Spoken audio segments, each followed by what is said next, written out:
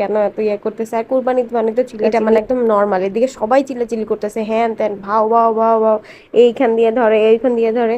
তো এরপরে হুজুর চলে আসে, তো এই দিক দিয়ে আমরা আমাদের গোটাকে প্রিপেয়ার করতেছিলাম, এখানে বাঁধতেছিল মামা। এরপর ওকেও শুয়ে ফেলছে, ওকে আল্লাহ আকবার করে ফেলছে। আর তখনও দেখেন এই কুকুরটা, আমি এই কুকুরটার নাম দিয়েছি সাকিব রহমান, মানে ও দেখেন তখন দাদা কি সুন্দর দেখতেছে যে গরু কিভাবে কুরবানি দেয় বা কি।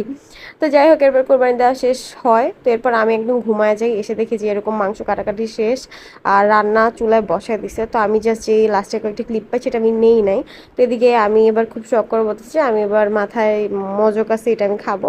তো এরপরে যাই হোক, এই জন্য আমাকে দিয়ে দিছে। তো এখানে আমি ভুঁড়ি পরিষ্কারের জন্য কাজ করতেছি, সেটা হলো কি আমি চুন গুলায় নিছি। তো চুন গুলায় নেওয়ার পর চুন গুলানোর পানিতে আমি ভুঁড়িগুলাকে ছোট ছোট করে কেটে ওগুলাতে দেখেন যে চুন এইভাবে একটু একটু অল্প অল্প করে দিয়ে দিতেছি। এটা দেওয়ার পরে 10 থেকে 15 মিনিট এভাবে ভিজায় রাখার পরে পরে এইভাবে হাত দিয়ে জাস্ট যদি আমি কচলাই, তাহলে ভুঁড়ির